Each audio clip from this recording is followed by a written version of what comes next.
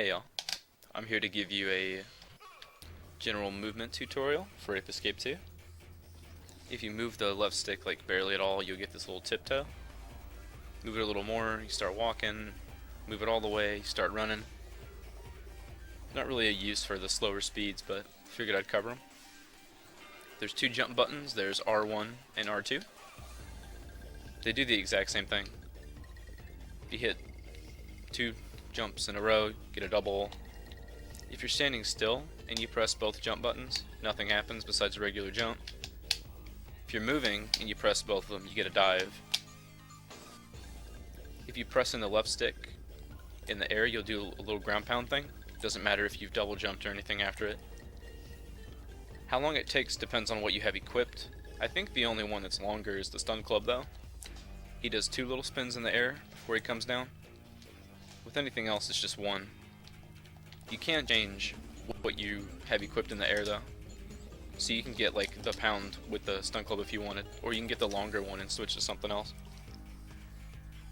If you press in the left stick without being in the air, you'll just crawl around.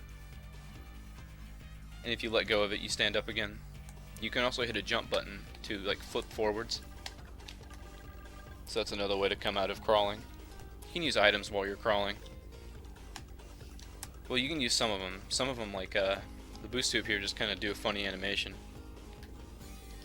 If you're using the magnet when you're on the ground, it makes you stand up as well. So that's another way to cancel crawling. The thing I did there was a fast gadget switch. You can only do that on the Japanese version of this game. It's not in the US or European versions. If you press the same button over and over, you'll cycle through all the gadgets you have available for that button. And in this case I have all of them, but if I didn't, there would be question marks and it would skip over them. So once you have the one you want, you can just move the right stick to use it, or you can just switch to another gadget and it'll automatically equip it for you. If you already have a gadget on another slot, like let's say the stun club's here on X or cross, and I move square to that, then it'll swap what was on square for X. So I now have the radar on cross. One little thing about gadget switching though, if you try to change it to anything but then just walk through a loading zone, it changes back to what it was before. So this is stun club again. Let me change this back to net for this last part. If you just swing forwards, you get a regular one. If you do it sideways, well, you get this longer sideways swing. And that's useful for getting double catches, but I'll cover that later. You can do jump catches and all that. You can use everything in the air, really.